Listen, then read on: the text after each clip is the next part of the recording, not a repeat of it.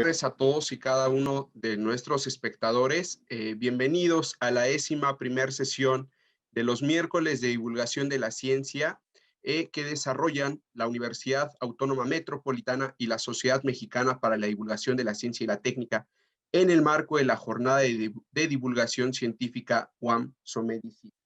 En la sesión del día de hoy vamos a abordar el tema de las redes sociales y la comunicación de la ciencia.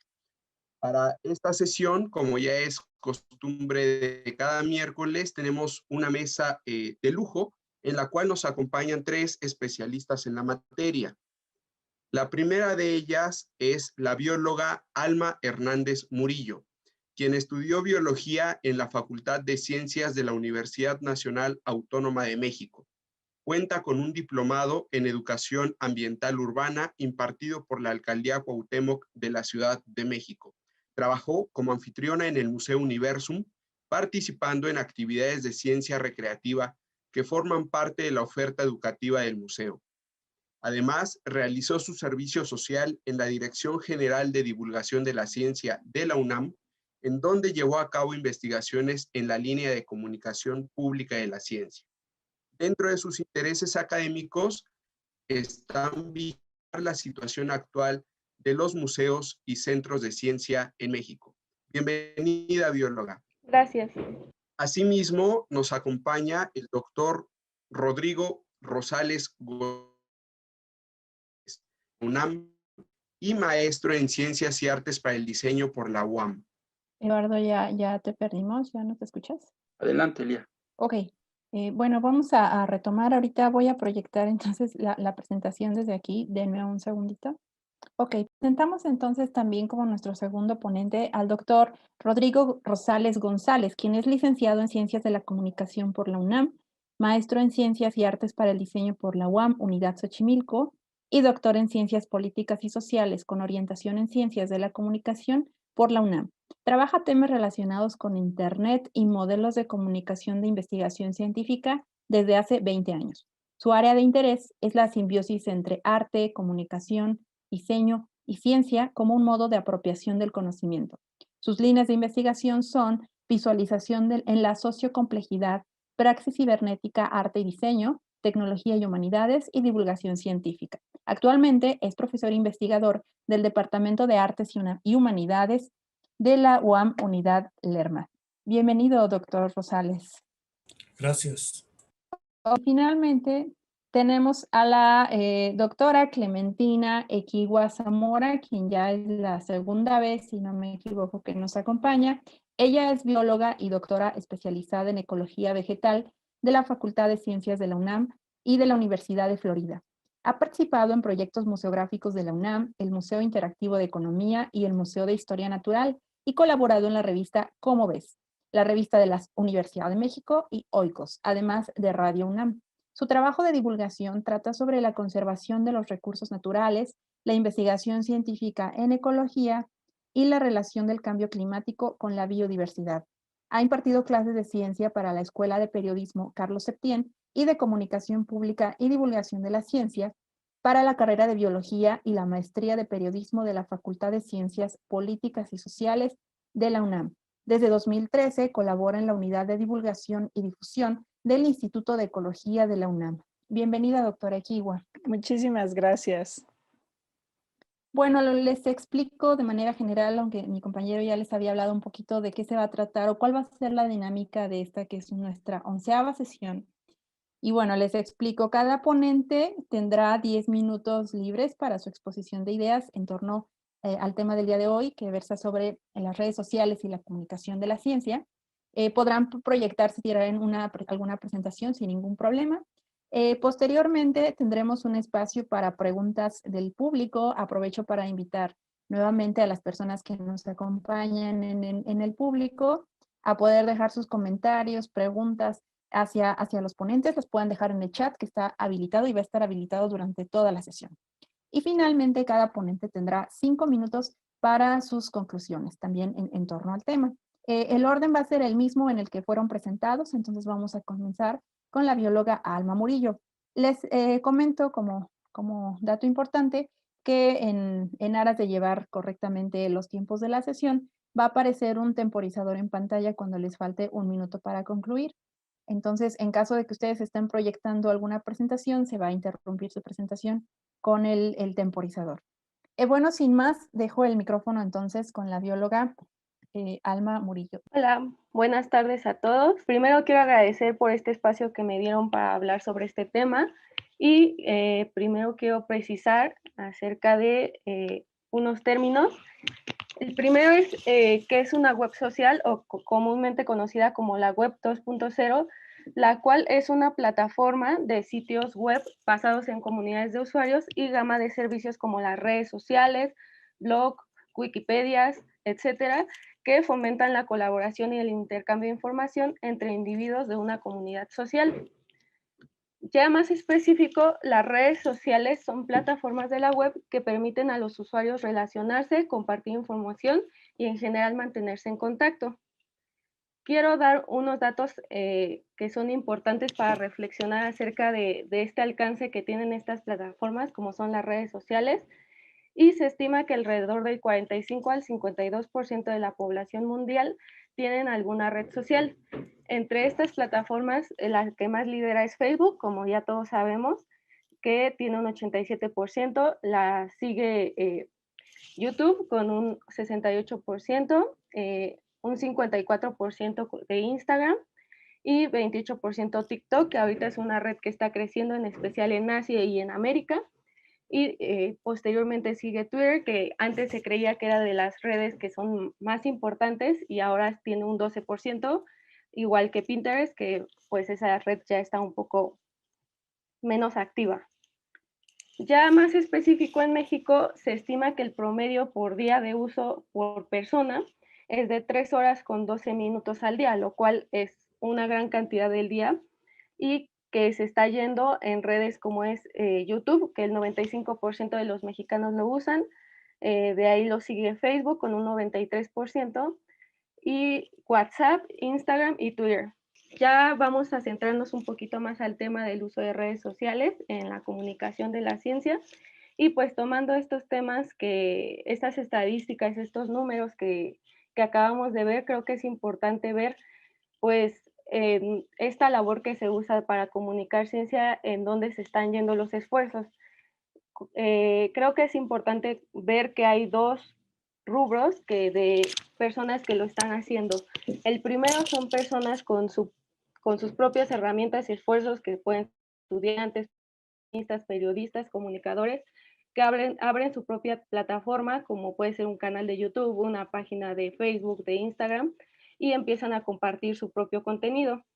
También están las instituciones como son los museos, las escuelas, las empresas, algunos canales de televisión como es National Geographic y pues como ya mencioné, los museos y centros de ciencia, que están también mucho invirtiendo sus esfuerzos en estas plataformas que, como ya vimos, pues sí son muy influyentes en el tiempo de las personas.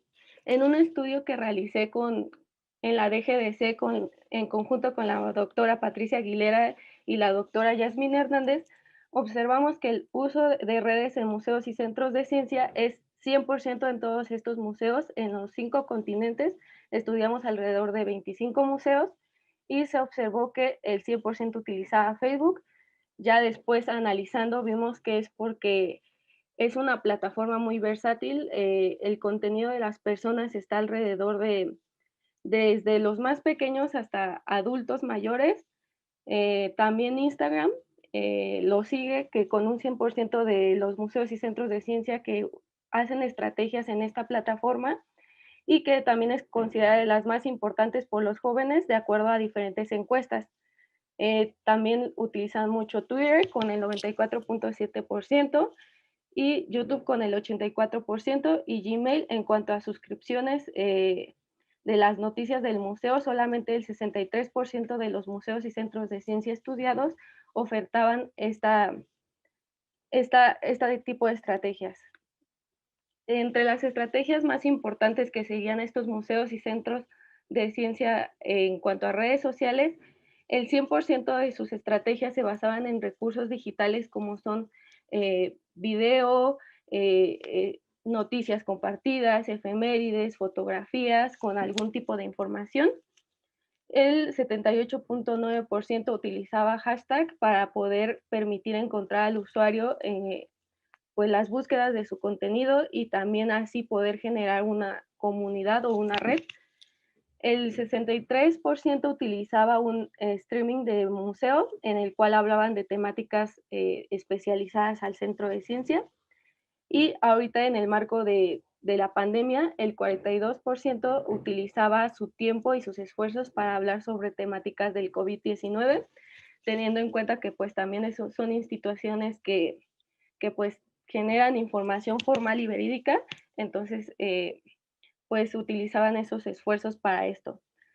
También el 36.8 solamente, creo que eso es importante recalcar, que utilizaban actividades para interactuar como son encuestas, concursos de memes, de videos, etcétera, y que pues realmente creo que es muy poco porque volvemos a lo mismo de la comunicación unidireccional y bueno, ya ahorita al final hablaré un poquito de eso. Algunos eventos especiales que duraban alrededor de una semana de acuerdo a la temática del museo y series de videos como son en YouTube de las temáticas, recorridos virtuales y curaduría de colecciones como son detrás de bambalinas. Quiero dar un ejemplo de uno de los museos más icónicos en México, que es el Universo Museo de las Ciencias, que se ubica aquí en la Ciudad de México. Y este genera las 4 redes, que es Facebook, Instagram, Twitter y YouTube. Y en ellos normalmente hacen concursos de memes, utilizan todas estas estrategias que he estado mencionando. Y cómo utilizar estas redes para comunicar ciencia, yo creo que no hay una respuesta correcta, pero sí creo que es importante tomar en cuenta la red más óptima para nuestro público objetivo.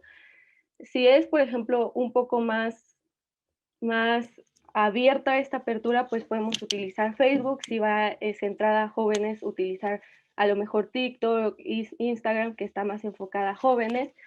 Y también usar las tendencias y estrategias más atractivas. Pueden ser a lo mejor desafíos que se estén dando no solamente en el sector de comunicación de la ciencia, sino en tendencias actuales y que se pueden adaptar a nuestro contenido para que la gente le resulte atractivo.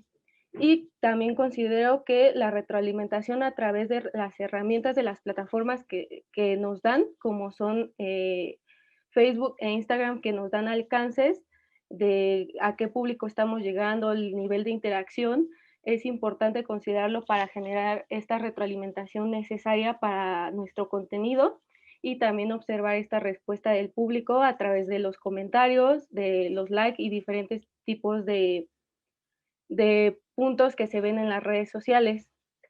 Y pues básicamente esto es lo que mi idea. Muchas gracias. Gracias, Alma. Muchísimas gracias por tu intervención. Por supuesto que nos has dado un primer panorama a todos, que igualmente son cosas que quizás ciertas generaciones de algunos años para acá ya estamos acostumbrados a verlo, ¿no? En realidad, creo que todo el mundo ha hecho algún tipo de perfil en alguna red social. Bueno, me refiero a todo el mundo, hablo en este caso de museos, ¿no? Que creo que es una buena alternativa para poder llegar a más gente, ¿no? Y en efecto, digo, yo a mí me ha tocado inclusive escuchar esta frase de, si no estás en redes sociales no existes, ¿no? Entonces, más con la cuestión de la divulgación y museos y demás, el utilizar las redes sociales creo que es una iniciativa muy buena porque el alcance y las herramientas que se tienen creo que son mayores. Muchísimas gracias por este estudio que creo que también es de, por lo que veo, es de tu autoría. Muchas felicidades. Y bueno, vamos a continuar entonces con nuestro segundo ponente, que es de parte de la UAM y nos acompaña el doctor Rodrigo Rosales. Adelante, doctor Rodrigo, tiene sus 10 minutos. Se ve mi presentación, perdón. Buenas tardes. ¿Cómo? Ya, perdón, acá está. Ahorita la presento. Sí, ahí ya se está viendo, ya nada Me más parece que poner en pantalla completa. es visible, ¿verdad? Es las redes sociales y la Se ve en comunicación de la modo... ciencia. No, no se ve en ¿Se ve pantalla completa, completa, doctor. perdón? O, No, se ve todo su PowerPoint. En no el responde. iconito ahí de presentación, ¿no se ve completa? Ahí ya se ve completa, doctor. Ya, perfecto. Gracias. Bueno, Adelante. voy a Procuraré ser muy breve. En primer lugar, quiero partir de un personaje histórico, Maxwell, Clark Maxwell, allá por los 60 del siglo XIX, o sea, hace ya 2 siglos. Él es el fundador, ¿no? Él pertenece a esta etapa de la ciencia mítica, en cuando presentaban, cuando estaba trabajando con esta noción de la electricidad, este fenómeno que no conocía y que, derivado de su capacidad de investigación, surge pues lo que conocemos como el electromagnetismo, pero lo principal es que surge como modelo. Él matematiza la electrodinámica, el electromagnetismo, perdón, y acá hay unos pequeños dibujos que él realiza en ese entonces, ¿no? Cómo los imaginaba, ¿no? Fíjense. Rápidamente me voy por acá. Este es el señor Maxwell. Voy a quitar acá la pantallita. James Maxwell, ¿no? Aparece que mi conexión a internet es inestable. No sé si, háganmelo saber, por favor, para ver qué puedo hacer para corregir esta situación. Bueno, entonces yo estoy partiendo de este asunto, ¿no? De cuando la ley era la búsqueda del científico, ¿sí? Es la ciencia mítica, ¿sí? Es decir, hay que descubrir las leyes del universo. Y para eso prima en la ciencia la racionalidad y desde luego que también el asunto de la individualidad. Esto es los derechos naturales del ser humano, ¿no? ¿Cómo se ve reflejado esos principios matemáticos de Maxwell en este caso? En el grado de aplicabilidad, ¿sí? Es decir, lo que ha devenido en la tecnología, ¿no? Por eso aquí pongo este campo magnético del lado izquierdo y que deviene, evoluciona, es el sentido de este campo magnético en un campo social también, ¿no? Hay una analogía, ¿sí? Bien, y ahora bien, es un campo social y por ser un campo social también lo piensa en la divulgación científica, ¿no? Este concepto no lo voy a tener en la historia de la divulgación científica, pero sí quiero resaltar el aspecto, es un modo de pensar y requiere una materialidad, ¿ok? Bueno, aquí está esta imagen, ¿no? De la televisión, las ondas electromagnéticas aplicadas, tecnologizadas, y encontramos que también entonces esta forma de organización que es la red es propiamente un campo social y afecta a la manera de ver de la misma sociología, ¿sí? Y esta, de manera muy esquemática y muy puntual, el campo social se observa su faceta utilitaria, ¿sí?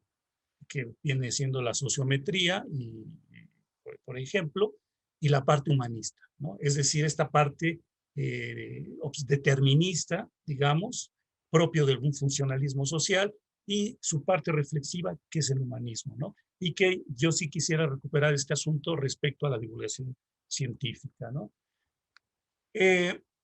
Voy a dar saltos cuánticos en el espacio-tiempo, ¿no? Porque llegamos en esta evolución de este concepto electromagnético con respecto a la tecnología a la época de la televisión, la época de las radiofrecuencias, ¿no? ¿Qué sucede? Hay un punto de inflexión en la historia en el que la distribución del control de la comunicación, es decir, pocos emisores, cambia a un microcontrol de la comunicación no masivo, sino quiero evitar el término de masivo porque va a estar más asociado con los medios de comunicación masivos, sino fragmentado y descomunal, es decir, abarca prácticamente a todo el planeta. Acá vemos del lado derecho una revista la portada de una revista que se llama Science and Invention de los Estados Unidos de 1922, imagínense, ¿no? Y que en su portada ponían la imaginación de cómo iba a ser el futuro, ¿no? Y aquí vemos la televisión unida con el radio. Yo estoy partiendo, después de dar estos antecedentes, estoy partiendo de una idea muy básica, que es esta de la sedimentación, ¿no? La condensación. Es decir, el tiempo se observa en la medida en que cuando no ocurren fuerzas, o ocurren fuerzas, ¿verdad? Síntesis, ¿sí? Luhmann es un sociólogo, es mi mirada fuerte de la sociología, lo dice de manera muy sintética con estos diagramas, ¿no? Hay una condensación, 2-1 y 1-2, y una confirmación. Y por tanto nos da una probabilidad, ¿no? O es la consecuencia de la probabilidad. ¿Por qué quiero resaltar el término de probabilidad? Porque Maxwell, el acierto de Maxwell, radicó en que matematizó en función de la estadística, de la probabilidad. De esa manera pudo descubrir y configurar el campo magnético, ¿sí? Y actualmente es gracias a ese modo de pensar matemático, Maxwell, bueno, después devino en lo que es hoy día el mundo cuántico, por ejemplo, ¿no? La mecánica cuántica. Uy, ya me está ganando el tiempo. Rápidamente, libertad, ¿esto qué conlleva? Vivimos en una época de libertad del sujeto, ¿sí? Es decir, es el imperio del consumidor.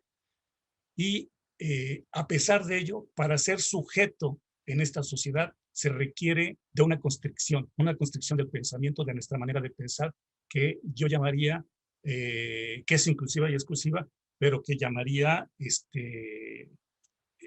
aquí me faltó algo, ¿sí? Es la racionalidad cibernética, ¿sí? Es la racionalidad cibernética lo que estamos viviendo. No digo nada nuevo, ¿no?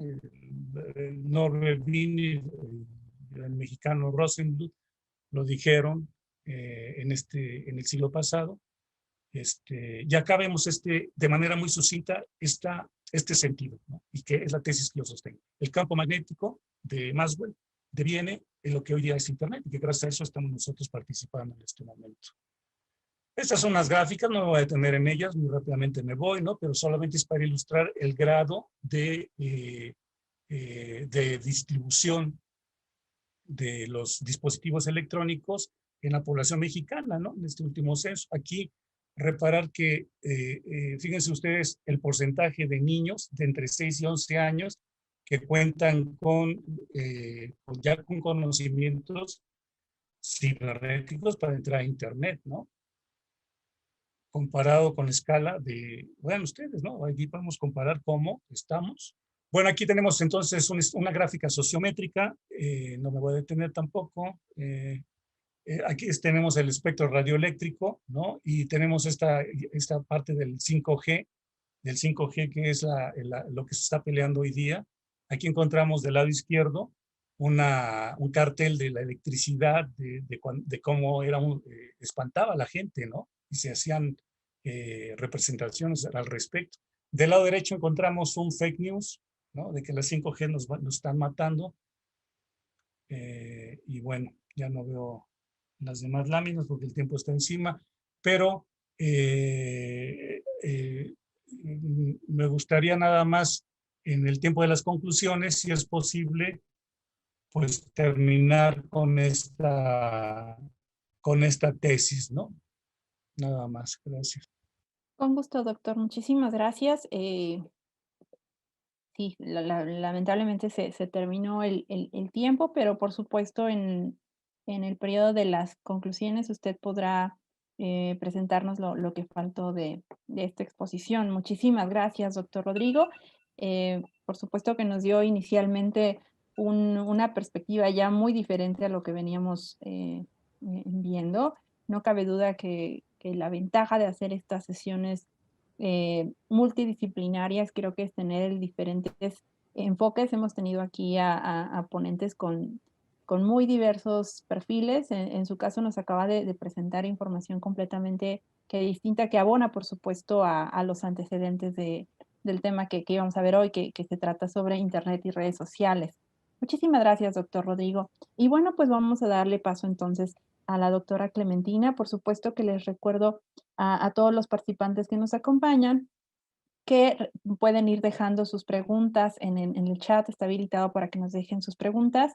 Y bueno, pues vamos a darle el espacio a la doctora Clementina. Adelante. Muchísimas gracias.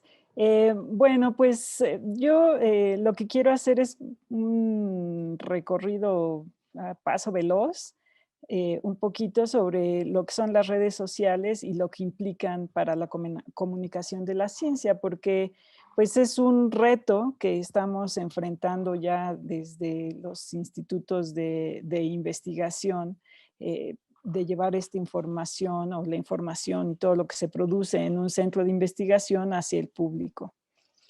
Primero quiero que recordemos qué significa eso de la era digital, que también se le conoce como la era informática o de la información, que es un periodo histórico al que se le ligan las tecnologías de la información y de la comunicación. Idealmente, esto quiere decir que la información está democratizada, que en teoría cualquier persona puede acceder a cualquier cosa. La información es un recurso y pues que existen lo que se llaman nativos digitales que fueron nacidos a partir de 1980, que tienen una visión muy diferente de lo que son estos medios digitales.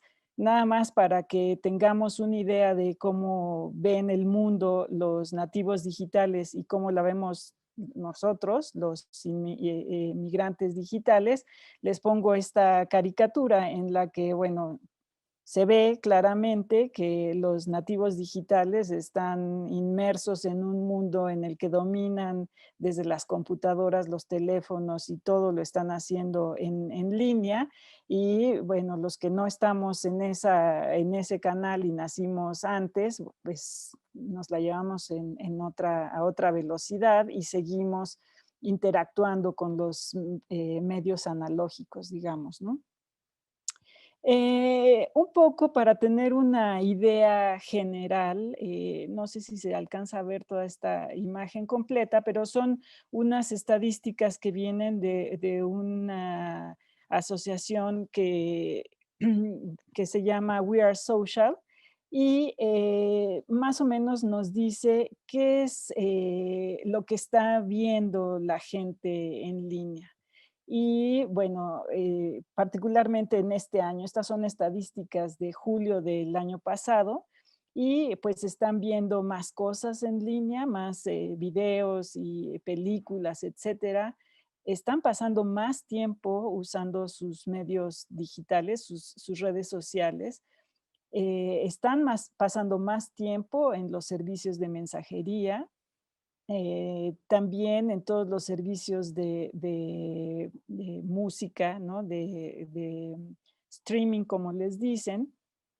Y, por supuesto, están pasando más tiempo en sus dispositivos móviles o jugando en línea o haciendo videos y subiéndolos. Entonces, pues básicamente todo lo están haciendo en línea. De todo este tiempo que pasan en línea, hay una porción que le están utilizando para adquirir noticias. Y pues es de sorprender que el 82% de la población mundial está adquiriendo noticias en línea. Bueno, a lo mejor ahorita este porcentaje tuvo un ascenso impresionante por la situación en que toda la población mundial estuvo en confinamiento. Pero es un punto que es muy importante mencionar porque posiblemente la tendencia se siga, ¿no? No voy a irme no voy a irme muy detalladamente con todo esto, pero también llamo la atención que al 55% de la población está utilizando los medios sociales para mantenerse informado y apenas el 28% está consultando los medios impresos por ejemplo, los periódicos y las revistas, y el 30% está escuchando, por ejemplo, la radio, ¿no? En este contexto también de la COVID, me interesa que veamos qué es lo que está sucediendo en línea y qué está sucediendo en la ciencia. Este año que acaba de pasar, pues ha sido una avalancha nada más en cuestiones de investigación científica relacionada con coronavirus. De enero a mayo se publicaron 23,000 artículos científicos arbitrados. Y este es un artículo que salió en mayo de 2020 y ellos estimaban que se estaba duplicando esta cantidad cada 20 días. Entonces, a esto hay que sumarle lo que producen los científicos en otras áreas, ¿no? Esto fue todo lo relacionado con ciencias de la salud. Entonces, bueno, es una avalancha de información de la que realmente nuestro público pues no se entera. Un poco para tener una idea de cómo es este proceso, quiero recordar que pues para que los artículos lleguen a una revista científica y sean publicados, pasan por este proceso de revisión por pares. Un grupo de científicos hace una investigación, analizan los resultados, escriben sobre ellos, mandan el artículo a publicación, los pares los revisan y dependiendo del trabajo lo pueden rechazar, lo pueden mandar a publicación, dan retroalimentación y digamos que se reinicia ese ciclo hasta que en algún momento sale publicado ese artículo. Ahora, nos vamos hacia los medios sociales. Realmente, históricamente, el ser humano ha estado inmerso en estos redes sociales de alguna manera, ¿no? Antes a lo mejor era el sistema de cartas, en algún momento hubo postes los persas, por ejemplo, tenían postes en donde se dejaban los mensajes que querían que leyeran sus amigos o sus allegados. Y con el paso del tiempo, estas redes sociales han ido cambiando. Al final de cuentas, todas tienen el objetivo de acercar a las personas. Hoy las redes sociales pues son aplicaciones en línea que favorecen el contacto entre individuos y son de bajo costo.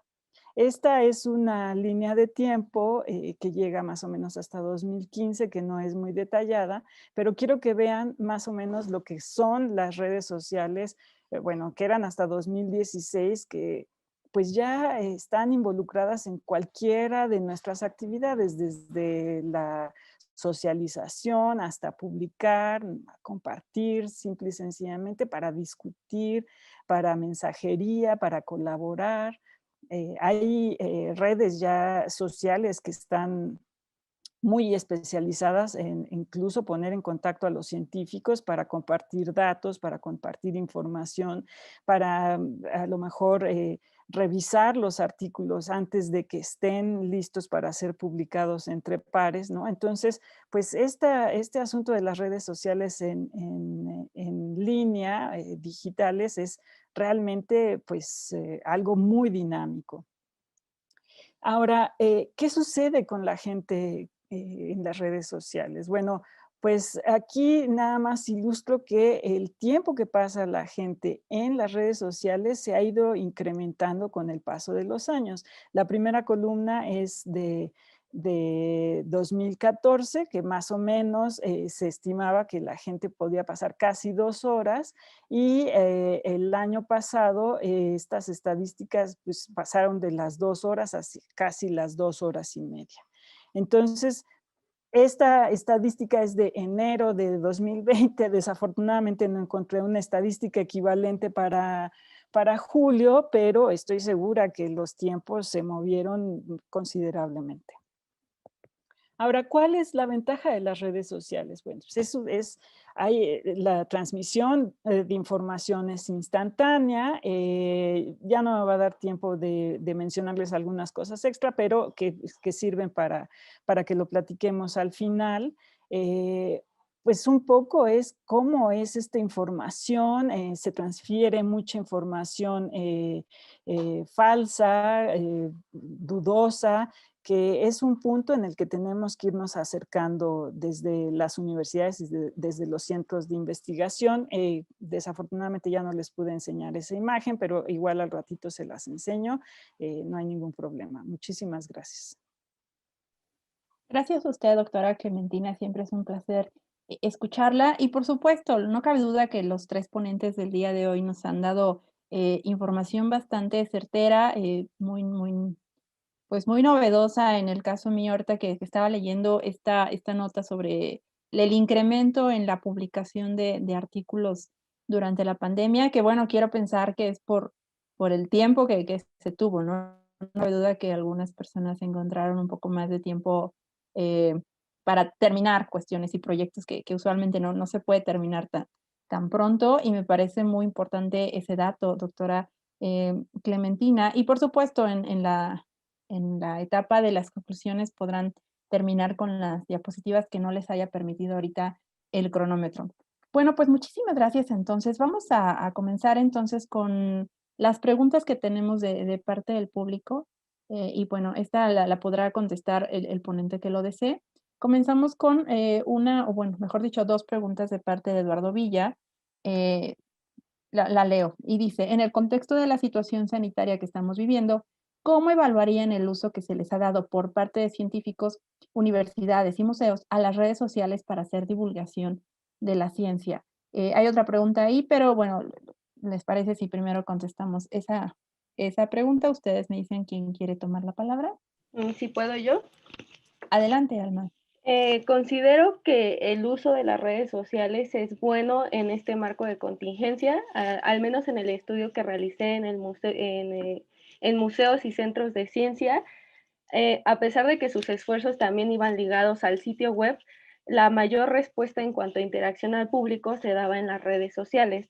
Entonces, creo que los esfuerzos deben de estar divididos en varias trincheras, no solamente a lo mejor en las redes sociales, sino también en blogs, en sitios web del propio museo o en quizás carteles físicos, pero esta evaluación también debe ser un poco quizás vista en un futuro y ver algunos tipos de retroalimentaciones que pueden seguir estos museos, pero considero que en general ha sido muy buena este tipo de interacción con el público, con las redes sociales, ya que como vimos, es de las cosas que más invierten en su día los usuarios y el público en general para, pues, para entretenerse. Gracias, Alma, toda la razón. ¿Algún ponente quiere contestar a esta pregunta? Pues yo quisiera agregar que, bueno, efectivamente los museos y los centros de ciencia han hecho un esfuerzo enorme, sorprendente y maravilloso, diría yo, porque pues básicamente se han reinventado algunos de ellos, ¿no? Sobre todo viéndose en estas situaciones económicas tan difíciles para algunos de ellos, porque han dejado de recibir ingresos por las visitas del público. Pero otra cosa que ha sido fantástica, bueno, por lo menos en el caso de Universum, es que también han hecho un esfuerzo por tener un sistema de información sobre el tema de la COVID, pues tratando de eliminar mitos, de combatir pseudociencias y todo eso que pues también pues es muy loable, ¿no? Porque hay que estar buscando la información, estar seguro de que la información que se está dando es correcta, hay que mantener comunicación con las instituciones de investigación para dar esa información correcta y bueno, creo que es realmente admirable. Gracias, doctora Clementina. Voy a pasar a una siguiente pregunta. Esta es de Nancy Mena. Ella nos dice, ¿consideran excesivo el tiempo dedicado al uso de las redes sociales? ¿Alguien quiere contestar?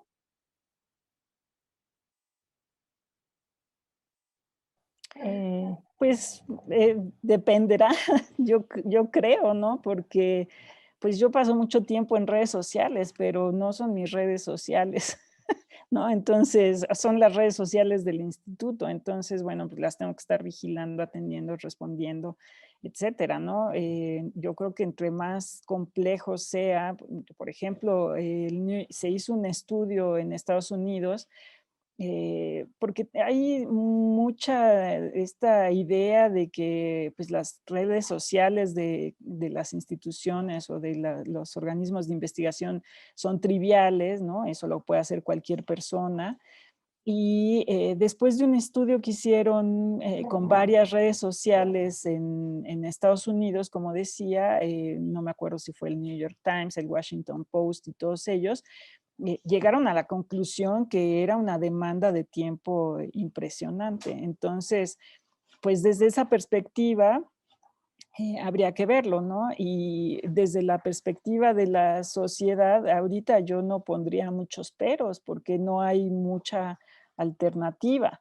Lo que tenemos que hacer como miembros de organismos de educación es asegurarnos que quienes estén en las redes sociales pues se acerquen a las redes sociales que son de confianza, que dan buena información, que son reconocidas, y que no están promoviendo pues cosas equivocadas, ¿no? O cosas incorrectas para la sociedad, incluso dañinas, ¿no? Esa es mi Totalmente. perspectiva. Totalmente, doctora, muchas gracias.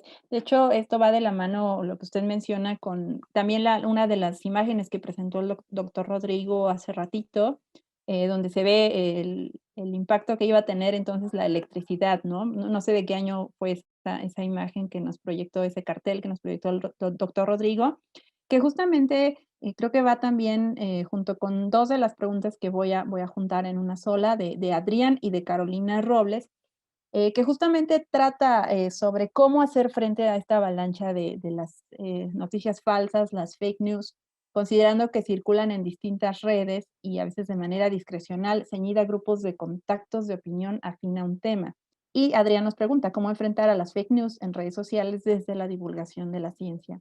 Entonces, no sé si alguno de los ponentes nos quiere hablar sobre este asunto de los mitos, tantos mitos y tanta información no certera a la que mucha gente tiene acceso.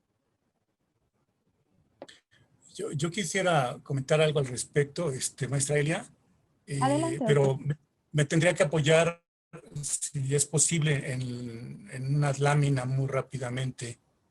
Adelante, no se ¿Será preocupe. posible? Sí, no hay problema si quiere Eh, proyectar.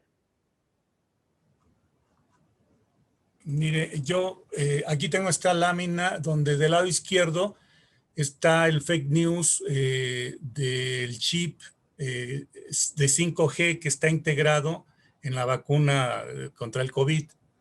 Y este diagrama electrónico responde a el circuito de una guitarra eléctrica.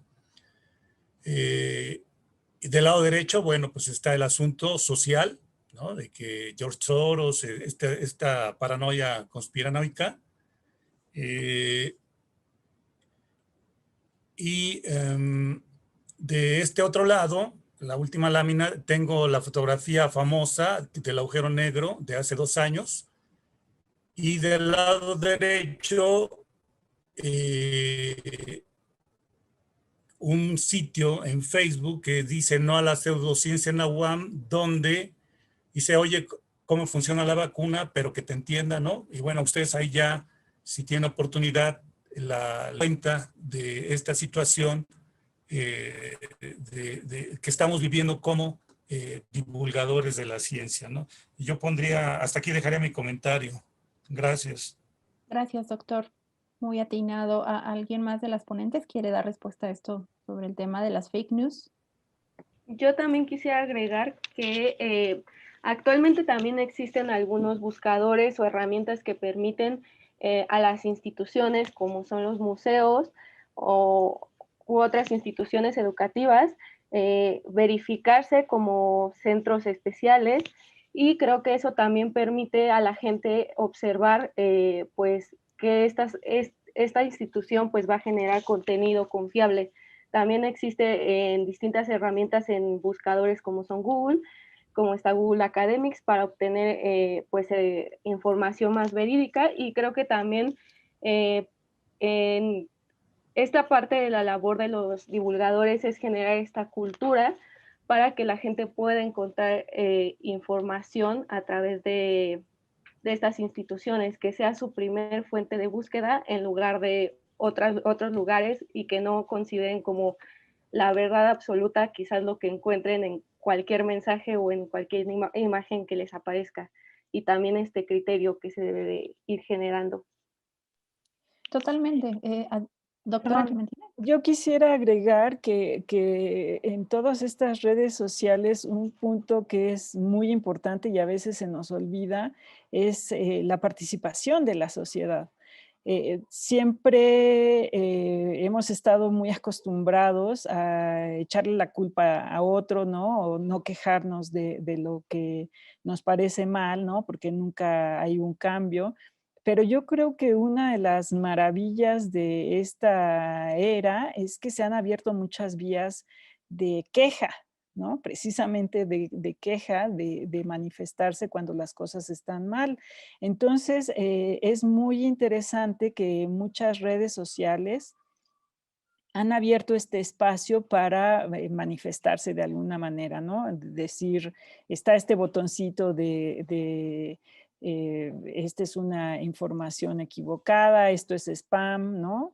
Entonces yo más bien alentaría que todos pudiéramos recomendarle eso a la gente y cuando nos toque alguna información falsa o equivocada o como lo consideremos pertinente, nos manifestemos y opinemos de las publicaciones que se vean en línea. Yo, pues de repente combato algo, ¿no? De anuncios que me llegan a la página o al Twitter, por ejemplo, del Instituto de Ecología. Me choca que me aparezcan las cosas de Coca-Cola, por ejemplo, ¿no? Entonces, pues trato de abatirlas. Yo invito a que, bueno, los que están aquí promuevan esa idea y sean partícipes de esa actividad, ¿no? Así es, doctora. Justo hay una pregunta que tiene que ver un poco con lo que usted acaba de mencionar de esta publicidad de la que nos vemos también invadidos, no nos guste o no. Y nos dice Isaías Espinosa, ¿hasta qué punto podemos considerar el uso de las redes sociales como publicidad, entendiendo que las redes sociales son construidas para captar atención, no precisamente con usos científicos, sino más bien de entretenimiento o con fines económicos? Eh, ¿Alguien gusta dar su opinión? Pues yo, perdón, pues yo lo que diría es que estas son iniciativas muy dinámicas.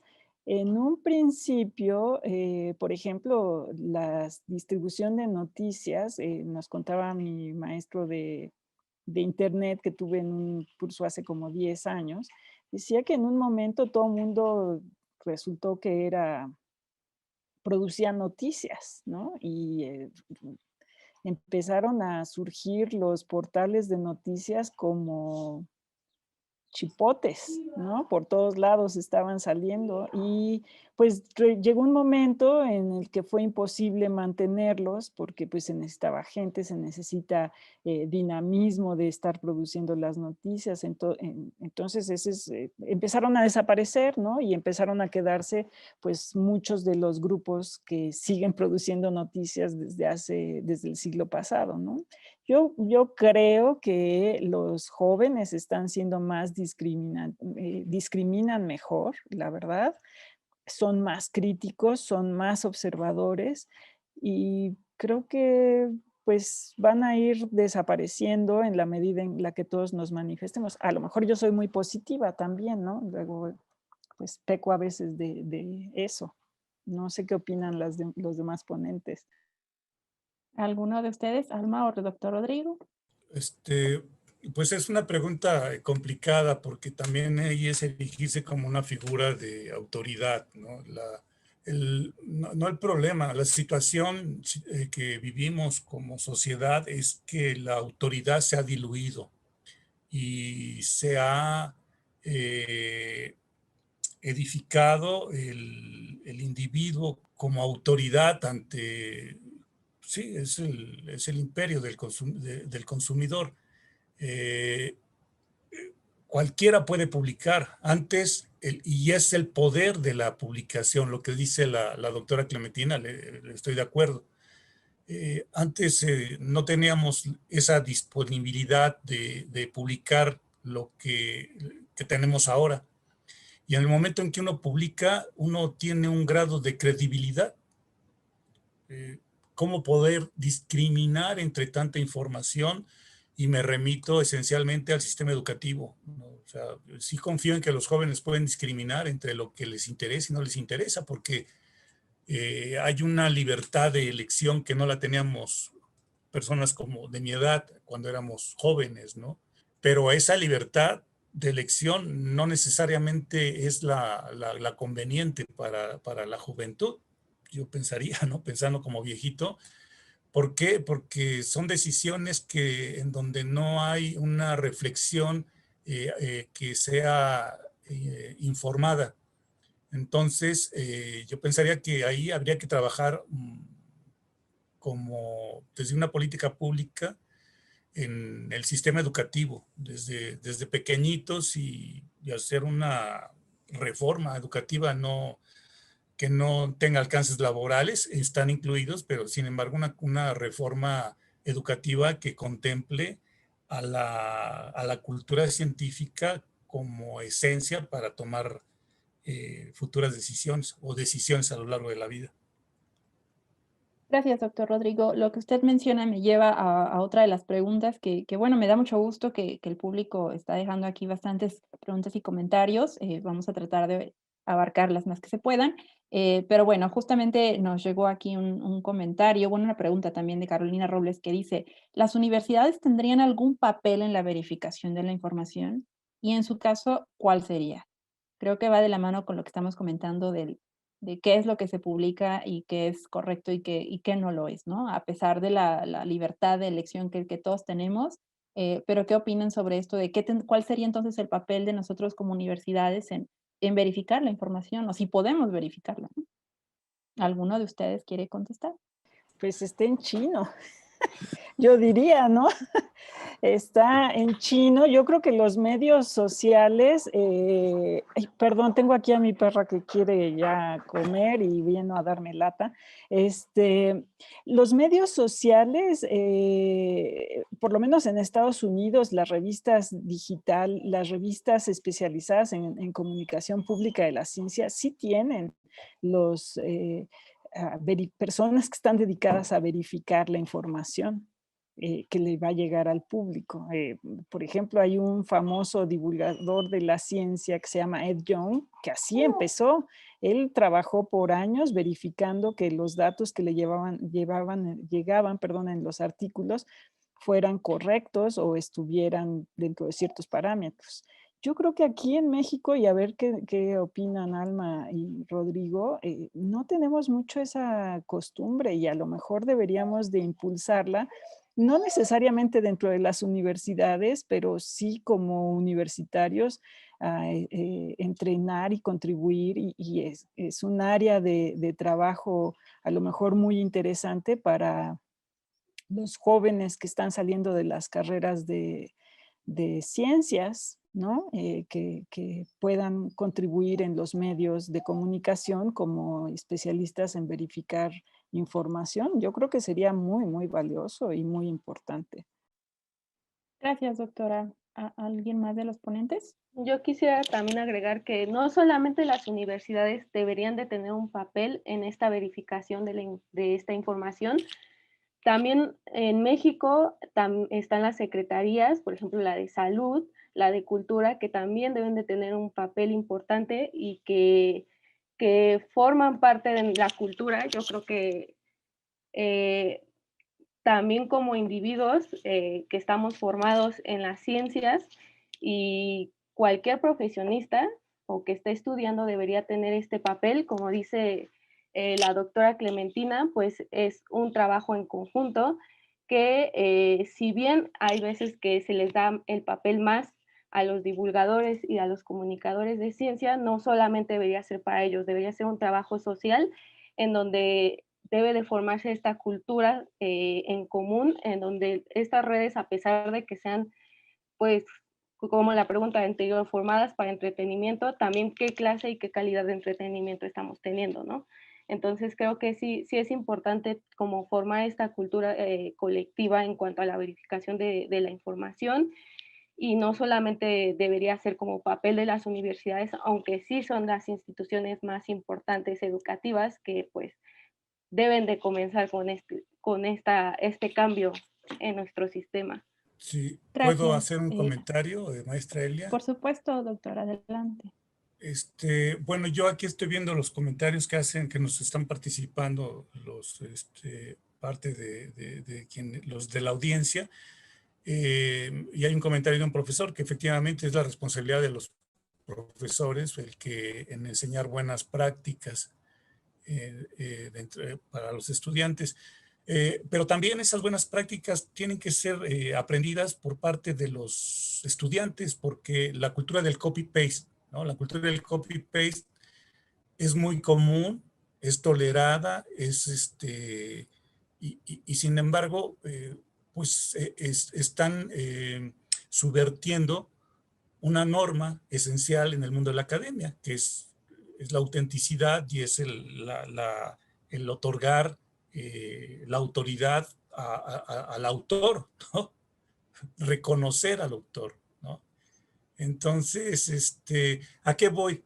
Que creo, y no me apunto, es una convergencia entre muchos académicos y muchos pensadores, que en el fondo estamos teniendo una crisis de ética.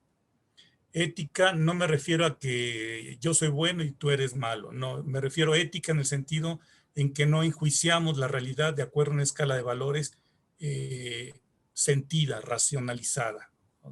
Hasta aquí dejaré mi comentario, gracias. Gracias, doctor Rodrigo.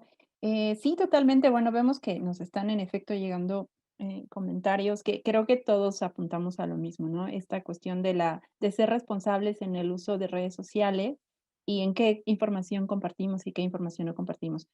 Por supuesto que estoy de acuerdo en que tendría que ser, si no desde casa, desde la escuela, ¿no? Nosotros, como parte de una comunidad universitaria, pues podríamos empezar ayudando a familiares, no sé, que de momento andan ahí compartiendo en redes información errónea. Entonces creo que es poner un granito de arena todos, ¿no? Para en algún momento lograr lo que queremos, que es información certera y que deje de haber esta desinformación de manera general. O hablo del caso de México, ¿no?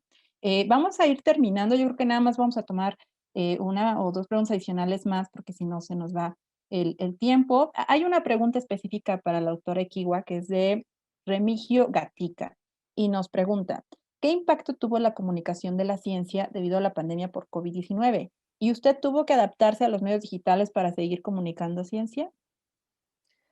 Muchas gracias por la pregunta.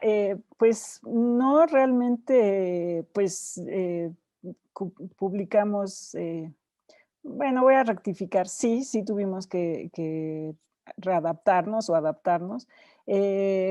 Pues una parte de la actividad que yo realizo es, como mencioné, trabajo en línea con redes sociales y la página del Instituto de Ecología.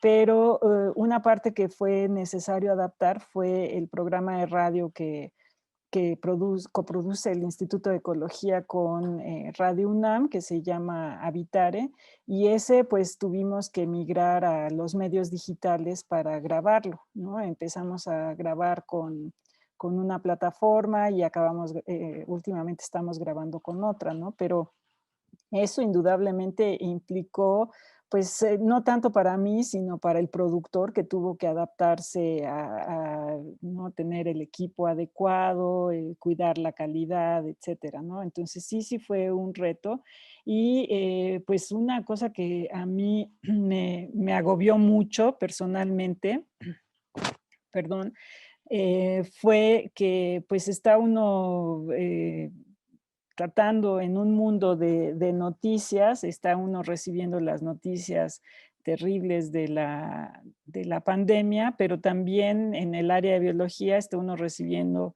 las noticias de destrucción de los ecosistemas, extinciones, de animales y de plantas, daño aquí, daño allá, la asociación entre la biodiversidad y la pandemia, que claramente están muy vinculadas, y pues hacer algo, pues incluso hasta momentos sentía yo la necesidad de dar alguna buena noticia, era realmente como muy complicado, ¿no? Pero era un reto y pues no sé, pues nada más lo viví como tal y pues hay que entrarle y hay que salir adelante y pues así lo tomé, ¿no? Pero digamos que en el área de la radio, pues sí fue un reto. Muchas gracias, doctora Equigua. Bueno, pues lamentablemente el tiempo se nos está yendo y continúan llegando las preguntas, cosa que me da muchísimo gusto. Les agradecemos a todos. Creo que este tema ha sido de un interés muy especial en el público. Lo vemos por la cantidad de participaciones que hay. No cabe duda que hay muchísimas cuestiones todavía que abarcar. Y por supuesto, aprovecho también la oportunidad, ya que vemos que son temas de momento como con un interés especial. Si alguno de las personas que nos acompañan en la audiencia tiene alguna propuesta de tema que quiera que nosotros tratemos en estos miércoles de divulgación de la ciencia, también invitamos a dejarlo en los comentarios en el chat si tienen alguna propuesta de temática para alguna de las sesiones que vienen.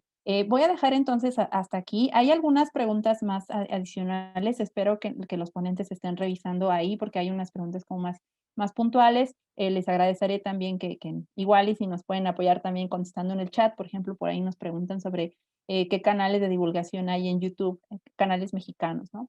Entonces, lamentablemente no podemos atender en este caso todas las preguntas, pero agradeceré que también nos ayuden los ponentes si pueden contestar también en el chat. Y bueno, pues vamos a pasar entonces con las conclusiones del día de hoy. Vamos a empezar entonces otra vez en el mismo orden con Alma Murillo. Tendrás 5 minutos, Alma. Muchísimas gracias. Muchas gracias y creo que este tema es muy extenso, lo acabamos de ver, puede haber muchas vertientes en este tema y quiero cerrar como con una reflexión de a dónde nos están llevando estos esfuerzos a los divulgadores y a comunicadores de la ciencia. Doy otros números en cuanto a estadísticas. Observé que más del 90% de las redes sociales en ciencia son utilizados por universitarios, maestros o doctores. O sea, nos damos cuenta que el 10% de estas redes que son observadas en cuanto a plataformas de ciencia son muy pocos los que están utilizando, los que son de baja, pues, ¿cómo decirlo? De baja, bueno, que no tienen una formación como tal. El 36% de ellos son jóvenes de entre 26 a 35, o sea, es muy corta la cantidad que están utilizando los jóvenes. Y entre las primeras redes que son utilizadas son primero Wikipedia, después los medios de noticia de ciencia y la tercera son las redes sociales, que aún así considero que tienen un papel importante e influyente en el cual debemos de basar nuestros esfuerzos y pues para eso debemos de enfocarnos en esta área, en esta era en la que estamos en un marco de contingencia importante en donde las interacciones físicas son muy complicadas y creo que pues se vuelve más importante esta temática en donde nuestros esfuerzos deben de ser más enfocados a las redes sociales y entonces desde nuestras trincheras primero está compartir información verídica pues de fuentes confiables y también desde el área de como comunicadores de la ciencia creo que debemos de generar un contenido más consciente, más enfocado en nuestros públicos, que sea más amplio en cuanto a las redes, que tratemos de ocupar todas, lo que es Facebook, Instagram, para llegar a un mayor contenido, a un mayor público. Y creo que nuestro reto es generar esta interacción que no sea solamente unidireccional, también tratar de que pues sea, tratar de buscar qué es lo que interesa, cuál es genera opinión, etcétera, y pues saber integrarnos y formar esta personalidad para pues aparte de informar, creo que también está pues entretener o interesar al público para pues generar esta cultura científica que todos necesitamos y creo que en específico pues está en nuestro país y con eso creo que cierro. Gracias, Alma. Muchísimas gracias por tu intervención. Muchas felicidades también por el proyecto de investigación que tienes. Y bueno, vamos a pasar entonces con el doctor Rodrigo Rosales, perdón. Adelante, doctor Rodrigo. Sí, gracias. También igual me gustaría presentar la última lámina, Adelante. si es posible.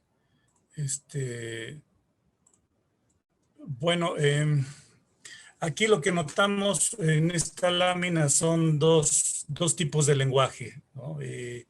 Lenguaje propiamente científico, ¿sí? Que acompaña esta imagen lograda gracias al desarrollo de estas teorías matemáticas en torno al electromagnetismo y que vienen a desembocar hoy día en esta posibilidad de comunicarnos, ¿sí? Finalmente, Maxwell yo creo que nunca previó el que a través de estas ondas hertzianas, que después se llamaron parte de este espectro electromagnético, se iba a poder comunicar el ser humano e iba a poder asegurar la continuidad de la civilización, ¿no? En términos del marco pandémico que vivimos hoy día.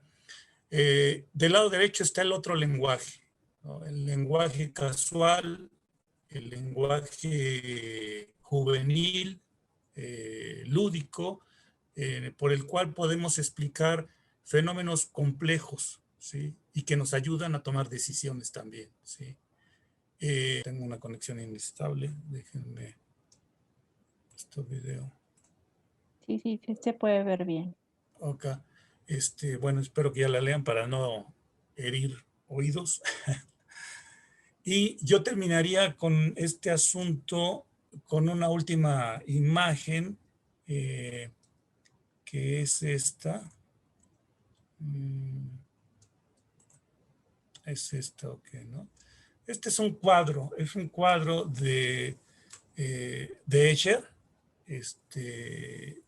se llama Relatividad, ¿no? Es famoso, pero ¿por qué quiero terminar con una figura con un objeto artístico, en este caso visual?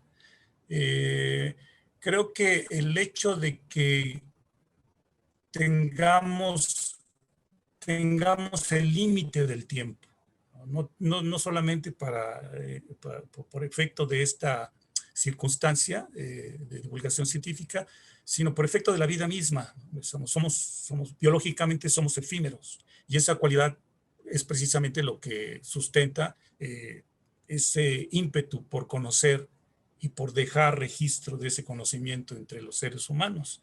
Pero hay tanta información y tanto conocimiento que desconocemos, que las redes sociales solamente implican una forma de distribuirlo. Y el arte, en todo caso, sigue siendo una forma de comunicar complejidad. Sigue siendo válida para comunicar lo que el tiempo en la vida no nos va a dar para lograrlo. Hasta aquí dejaré mi comentario. Gracias a todos y a todas que me escucharon. Gracias, doctor Rodrigo. Muchísimas gracias por su aportación. Justo hablando del arte, ahorita que lo menciona, ahí ya comenzaron a llegar también las propuestas para futuras temáticas y nos mencionan justo la parte artística en la comunicación de la ciencia. Muchísimas gracias, doctor Rodrigo, por este panorama tan distinto que usted nos ofreció sobre el tema de hoy. Y bueno, pues finalmente vamos a terminar la etapa de las conclusiones con la doctora Clementina Equigua. Adelante, doctora. Muchas gracias. Voy a poner 2 de mis últimas diapositivas, nada más para cerrar. Y una es algo que escribió una bióloga evolutiva y bloguera que se llama Christy Wilcox, que ella se dedica a comunicar de la ciencia. Y creo que es una manera de manifestarse de la importancia de lo importante que es comunicar sobre la ciencia. Y ella dice que si estamos dedicando tiempo y recursos a comunicar sobre la ciencia, pero no estamos en las redes sociales, somos como un árbol cayendo en un bosque vacío. Estamos haciendo ruido, pero nadie escucha. Entonces, bueno, hay que entrarle. ¿no? Es un reto, hay que entrarle y hay que hacerlo pues lo mejor posible. Y la otra diapositiva que les quiero compartir es esta, perdón, que un poco para hablar sobre este asunto de los retos o problemas de comunicación en Internet. Y bueno, es un poco para cerrar, que ese es el reto, ¿no? Que la información que salga bien, se reparta y llegue bien, ¿no? Que ese siempre es un problema en la comunicación, siempre hay algo de distorsión.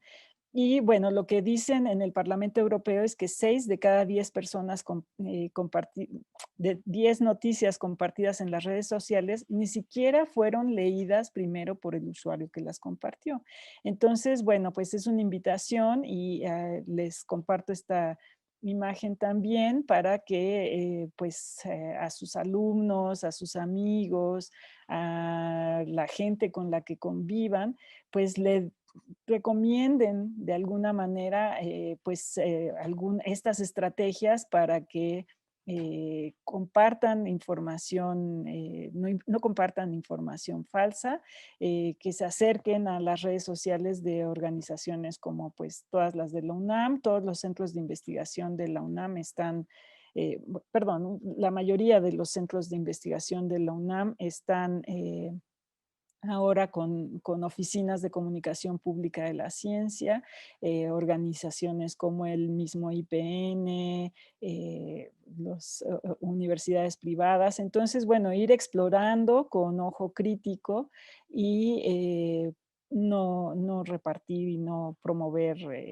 noticias falsas, ¿no? Pues esa sería como mi conclusión y mi cierre en esta ocasión. Muchas gracias, Celia. Gracias a usted, doctora Clementina. No cabe duda que la sesión de hoy ha sido bastante fructífera, también un poco polémica. Digo, han surgido bastantes ideas y dudas dentro del mismo público, ¿no? Que se han tratado de resolver en esta sesión. Por cierto, a la persona que preguntó sobre los canales de YouTube, ya Alma Murillo dejó aquí en el chat algo de información para la persona que lo consultó. Y bueno, también recuerden que los estamos invitando también a que ya estamos por terminar este primer ciclo de miércoles de divulgación de la ciencia que estamos haciendo la UAM junto con la SOMEDICIT y el proyecto de divulgación de la ciencia UAM Xochimilco. Y bueno, pues justamente nos da mucho gusto el tener aquí propuestas del público para temas para nuestro siguiente ciclo, ¿no? Que esperamos hacerlo todos los miércoles a las 5 de la tarde. Bueno, pues ha sido un tema bastante interesante el de hoy, tal vez igual daba para una sesión adicional o una sesión un poquito más amplia. Nos da mucho gusto el que hayan participado los ponentes el día de hoy y también nuestro público. Y bueno, no me queda más que, bueno, permítanme, ahora voy a compartir mi pantalla. Les queremos hacer entrega de unas constancias, bueno, por supuesto ahora con el digital, pues de su formato digital, se las vamos a hacer llegar por correo electrónico. Y bueno, le doy lectura. Dice: la Universidad Autónoma Metropolitana y la Sociedad Mexicana para la Divulgación de la Ciencia y la Técnica, AC, otorgan la presente constancia a la bióloga Alma Alejandra Hernández Murillo por su participación como ponente en la 11ª sesión de los miércoles de divulgación de la ciencia de la Jornada de Divulgación Científica UAM SOMEDICIT, con el tema las redes sociales y la comunicación de la ciencia. Firma el doctor Joaquín Flores Méndez, quien es el coordinador general para el fortalecimiento académico y vinculación de la UAM, y el doctor Ernesto Márquez Nerey, quien es el presidente del Consejo Directivo de la SOMEDICIT para el periodo 2020-2022. Ciudad de México, 27 de enero del 2021. Muchísimas gracias, bióloga Alma, por la participación el día de hoy. También tenemos una constancia no está avanzando, un segundito, perdón. La misma constancia también para el doctor Rodrigo Rosales González. Muchísimas gracias por su participación, doctor Rodrigo. Y finalmente, la constancia con el mismo texto para la doctora Clementina Equigua Zamora, que ya es la segunda vez que nos acompaña. Espero que también no sea la última. Por supuesto, la invitación queda abierta también a los demás ponentes. Les recordamos a todos que vamos a tener Como lo comentó mi compañero al inicio, Eduardo, tenemos siempre un panel de lujo con componentes tanto de la SOMEDIFIT como de parte de la UAM, entonces no nos resta más que invitarlos para la sesión del próximo miércoles 3 de febrero, en punto de las 17 horas, ya saben. El tema de esa sesión será la ciencia y los tipos de conocimiento. Como siempre, les voy a dejar ahorita en el chat el enlace para que ustedes puedan registrarse a partir de este momento. Y recuerden que un día antes de la sesión, los días martes en la tarde, les vamos enviando a todos vía correo los datos enlace de Zoom, que es la plataforma que hemos estado utilizando. También les agradeceré compartir entre sus redes, con sus amigos, compañeros, demás profesores, sus áreas de investigación, compartir también este enlace para que esta comunidad crezca cada día más. Pues muchísimas gracias a todos por su asistencia la de hoy y pues muy buenas tardes a todos.